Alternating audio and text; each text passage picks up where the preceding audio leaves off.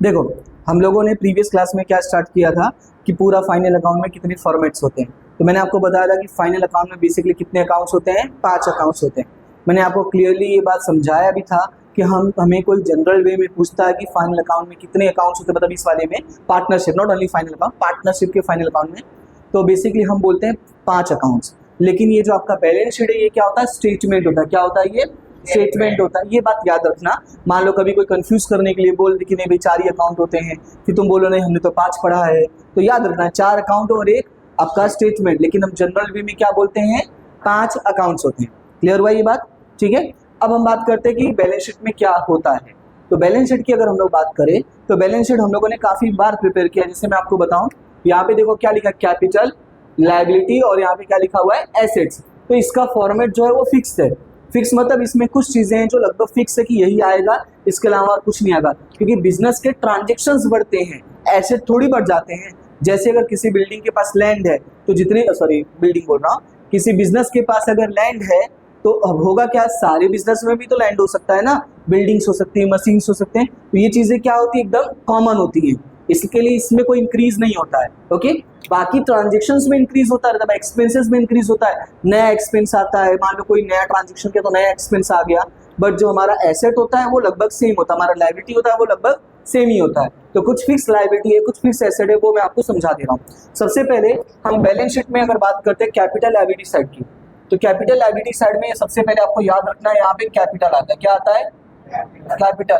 और कैपिटल में जैसे अगर मान लेते हैं 2 पार्टनर्स थे तो ए और बी का अमाउंट ऐसे लिखना है, उसको फिर आउटर कॉलम में लिख देना है।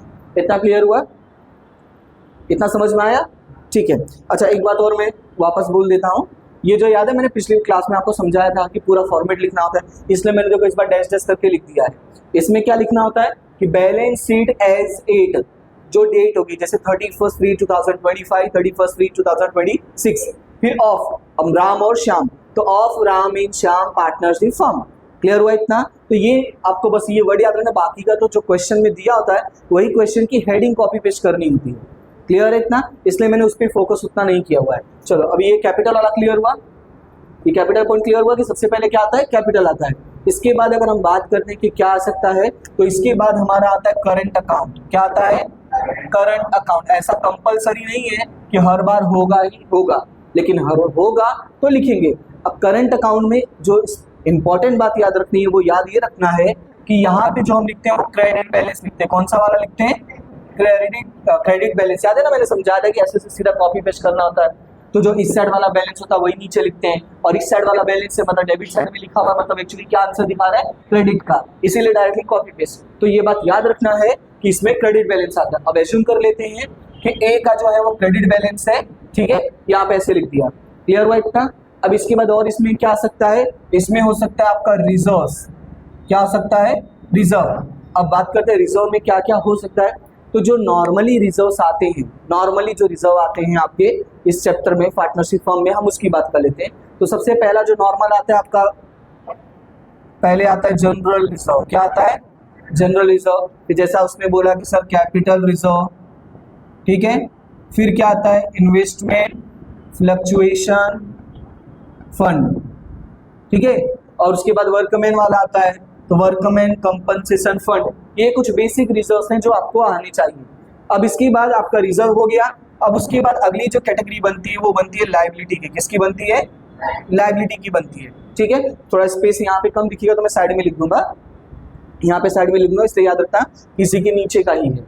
अब अगर बात करते हैं लायबिलिटी की, तो लायबिलिटी में भी आपको कुछ नाम याद रखनी है। जैसे लायबिलिटी आपको पता है 2 टाइप की होती है, शॉर्ट टर्म और एक लॉन्ग टर्म, जिसको हम यहाँ पे फाइनल अकाउंट जब बनाते हैं यानी बैलेंस शीट बनाते हैं तो उसमें हम लोग लिखते हैं current liability and non current liability. पर अभी आपको नाम पे फोकस नहीं करना है, ये सिर्फ मैं आपको याद रखने के लिए समझा रहा हूँ। ये जो मैंने लिखा ना ऐसे रिजर्व, लायबिलिटी, ये सब आपको लिखने की जरूरत नहीं होती है पार्टनरशिप वाले में। ये सिर्फ आपको समझाने के लिए मैं बता रहा हूँ कि आप अपने माइंड में पिक्चर कैसे क्रिएट कर सकते हो। क्लियर हुआ इतना? अब बात करते हैं करेंट एंड नॉन करेंट वाले में, यानी शॉर्ट टर्म और लॉन्ग टर्म। तो बिजनेस में कौन सी लायबिलिटीज और कौन कौन सी लायबिलिटीज हो सकती हैं, तो मैं कुछ नाम लिखता हूँ। जैसे कि आपका होता है क्रेडिटर, आप लोगों ने ये नाम कई बार सुना होगा, क्रेडिटर्स हो गया। इसके अलावा इसके साथ एक और आता है, आप लोगों ने नाम सुना होगा बिल्स पेबल। इसके साथ आप लोगों ने नाम सुना होगा आउटस्टैंडिंग, आउटस्टैंडिंग में एक्सपेंसेस में कोई भी टाइप का एक्सपेंस हो सकता है, बट क्या होना चाहिए, आउटस्टैंडिंग। इसके अलावा ये तो 3 कॉमन है जो हमें पता है, एक एक्स्ट्रा आपको याद रखना है दिमाग में, और वो है एडवांस रिसिप्ट। क्लियर है इतना? बस इसीलिए मैं ये साइड में लिखा हूं जरूरी जानबूझ के, सो दैट आपको याद रहे। क्रेडिटर, बिल्स पेबल लगभग हर क्वेश्चन में आपको मिल जाएगा। आउटस्टैंडिंग भी लगभग हमें पता है कि आउटस्टैंडिंग हमारे लिए क्या होता है, लायबिलिटी होता है। लेकिन एक एक्स्ट्रा याद रखना है कि एडवांस रिसीव्ड अगर होगा, एडवांस रिसीव क्या, इनकम, तो वो भी हमारे लिए क्या होता है, लायबिलिटी होता है। इसके अलावा और क्या हो सकता है, ज्यादा से ज्यादा बैंक और ड्राफ्ट। क्लियर हुआ इतना? इसमें कोई तकलीफ? अरे कोई तकलीफ? पक्का? ठीक है। अब बात करते हैं नॉन करंट लायबिलिटी की। तो इसमें मतलब और क्या क्या लायबिलिटी है, तो जो लॉन्ग टर्म के लिए होती है, जैसे आप लोग को पता होगा लोन, अगर हम लोगों ने कोई लोन लिया है तो। इसके अलावा आपका आता है प्रोविडेंट फंड, है ना, या पार्टनरशिप, कोई भी लोन होगा। यहाँ पे लोन में तो सारे लोन ही आ जा रहे, तो आपको एक्स्ट्रा लिखने की जरूरत नहीं है। लोन में सारे ही लोन, मान लो फ्रेंड से लिया हो, बैंक से लिया हो, या किसी अदर फाइनेंशियल इंस्टीट्यूशन से लिया हो, बस एक वर्ड याद रखो, लोन। क्लियर हुआ इतना? तो ये पूरा जो है वो आपका कौन सा साइड का है, कैपिटल एंड लायबिलिटी साइड का। तो एक बार साथ में नाम रिवाइज करो, क्या क्या हो सकता है, इधर देख के रिवाइज करना। सबसे पहले मैंने क्या बोला कि आपका होगा कैपिटल। कैपिटल में करंट भी हो सकता है, लेकिन करंट में कौन सा बैलेंस, क्रेडिट बैलेंस। उसके बाद आपका क्या हो सकता है, रिजर्व्स हो सकते हैं। तो रिजर्व्स में 4-5 नाम मैंने बताया, ठीक है, general reserve, capital reserve, workman compensation fund, investment fluctuation fund, ये कुछ नाम है। उसके बाद लायबिलिटी होगा, तो लायबिलिटी में भी बहुत सारे हैं, जैसे क्रेडिटर्स है, बिल्स पेबल है, आउटस्टैंडिंग है, बैंक ओवरड्राफ्ट है। उसके बाद कौन सा आपका एडवांस रिसीव है। फिर और कौन से एक्स्ट्रा हो सकते हैं, जैसे लोन हो गया, लोन के अलावा प्रोविडेंट फंड हो गया। ये कुछ बेसिक नाम है जो आपको याद होने चाहिए। इसके अलावा ज़्यादा आपको नहीं आता घुमा फिरा के। क्लियर हुआ इतना? समझ में आया? बाकी 1-2 एक्स्ट्रा पॉइंट बचेंगे, वो हम क्वेश्चंस में कवर कर लेते हैं। अब बात करते हैं एसेट में। एसेट तो सबसे सस्ता और टिकाऊ है, ये इजी है लर्न करना basically as compare to the liability.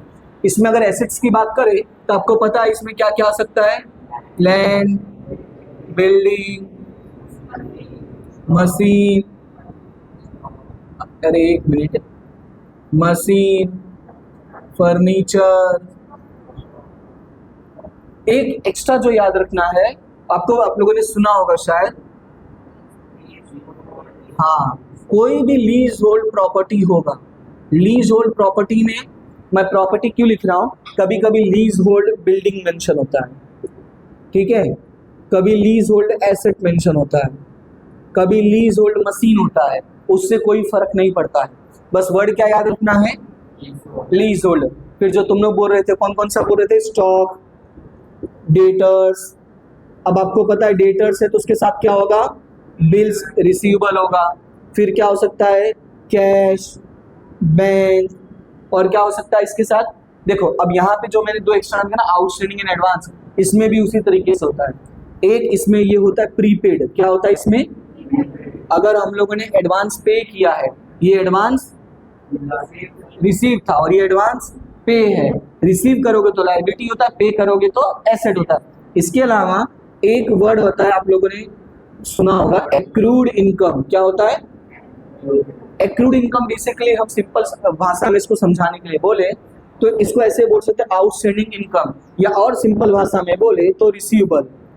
इसमें से कोई भी वर्ड मेंशन होगा तो समझ जाना वो हमारे लिए क्या है, एसेट है। क्लियर हुआ इतना? कोई तकलीफ? बाकी और 2-4 नाम होते हैं, जैसे गुडविल होता है, पेटेंट होता है, ट्रेडमार्क होता है, कॉपीराइट होता है, ये हमने सुना है कि ये बेसिकली क्या होते हैं, एसेट्स होते हैं। क्लियर हुआ इतना? तो ये है आपका पूरा बैलेंस शीट का, इसमें क्या और कैसा फॉर्मेट होता है। इसमें हमें टोटल जैसा कुछ नहीं करना होता है, हमें मतलब वो डिफरेंस नहीं निकालना होता है। टोटल इसका हमेशा क्या होता है, दोनों साइड का सेम होता है। इसीलिए तो क्लियर पता चल जाता है ना कि बिजनेस का जितना एसेट है उतना ही कैपिटल और लायबिलिटी होगा। आपको याद होगा हम लोगों ने अकाउंट पढ़ा था 11th में, तो उसमें एक आया था अकाउंटिंग इक्वेशन C+L=A। वो यही समझाता है, अमेरिकन मेथड जो है वो यही समझाता है कि कोई भी बिजनेस हो, उस बिजनेस में जितने भी ट्रांजेक्शन्स होते हैं और उस सारे ट्रांजेक्शन्स का एट द एंड जो रिजल्ट होता है वो यही होता है कि दोनों साइड क्या हो जाएगा, आपका टैली हो जाएगा, यानी सेम हो जाएगा। क्लियर हुआ ये बात? समझ में आया? ये था आपका बैलेंस शीट का फॉर्मेट। अब इसके बाद हमें जो सीखना होता है वो सीखना होता है एडजस्टमेंट के बारे में, कि सर एडजस्टमेंट्स को हमें कैसे सॉल्व करना होता है। तो इसको फटाफट लिख लो, फिर मैं एडजस्टमेंट का आपको एक्सप्लेन करता हूँ। ठीक है, इसको पहले लिख लो फटाफट।